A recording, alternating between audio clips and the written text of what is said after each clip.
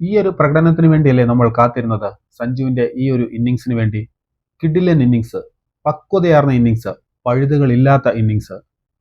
ഇന്ത്യയെ വേൾഡ് കപ്പിന്റെ സെമി ഫൈനലിലേക്ക് കൈപിടിച്ച് കയറ്റിയിട്ടാണ് സഞ്ജു ഇന്ന് മൈതാനം വിട്ടത്.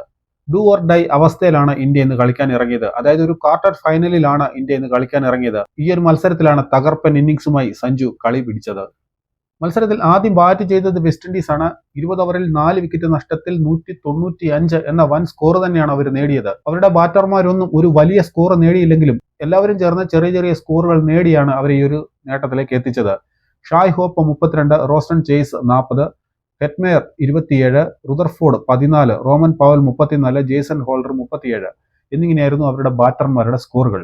ഇന്ത്യക്ക് വേണ്ടി ബുംറ 4 ഓവറിൽ 36-ന് 2 വിക്കറ്റ് വീഴ്ത്തിയപ്പോൾ ഹർദിക് പാണ്ഡ്യയും വരുൺ ചക്രവർത്തിയും ഓരോ വിക്കറ്റ് വീതം വീഴ്ത്തി. മറുപടി ബാറ്റിംഗിൽ ഇന്ത്യക്ക് വേണ്ടി ഓപ്പൺ ചെയ്തത് അഭിഷേക് ശർമ്മയും സഞ്ജു സാംസണും തന്നെയാണ്. 10 റണ്ണോടെ അഭിഷേക് ശർമ്മ മടങ്ങി. ഇഷാൻ കിഷനും 10 റണ്ണോടെ മടങ്ങിയെങ്കിലും സഞ്ജു സാംസൺ ഒരറ്റത്ത് ഉറച്ചു നിന്ന് ടീമിനെ മുന്നോട്ട് നയിക്കുകയായിരുന്നു. സിംഗിളുകളും ഡബിളുകളും ഒക്കെ എടുത്ത് റൺ റേറ്റ് താഴാതെ തന്നെ ഇന്ത്യയെ സഞ്ജു മുന്നോട്ട് നയിച്ചു. സൂര്യകുമാർ യാദവ് 18 റൺസാണ് എടുത്തത്. അദ്ദേഹം മൊത്തം 58 റൺസിന്റെ കൂട്ടുകെട്ട് സഞ്ജു ഉയർത്തിയിരുന്നു. തിലക് വർമ്മ 27 റൺസ് എടുത്ത് മടങ്ങി. തിലകുമായിട്ട് 42 റൺസിന്റെ കൂട്ടുകെട്ട് സഞ്ജു ഉണ്ടാക്കി. ഹർദിക് പാണ്ഡ്യ 17 റൺസ് എടുത്തപ്പോൾ ശിവം ദുബെ 8 റണ്ണോടെ പുറത്താകാതെ നിന്നു.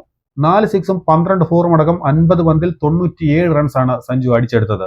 4 പന്തുകൾ ബാക്കി നിൽക്കെ 5 വിക്കറ്റിന്റെ വിജയം നേടി ഇന്ത്യ സെമി ഫൈനലിലേക്ക് ടിക്കറ്റ് എടുത്തു.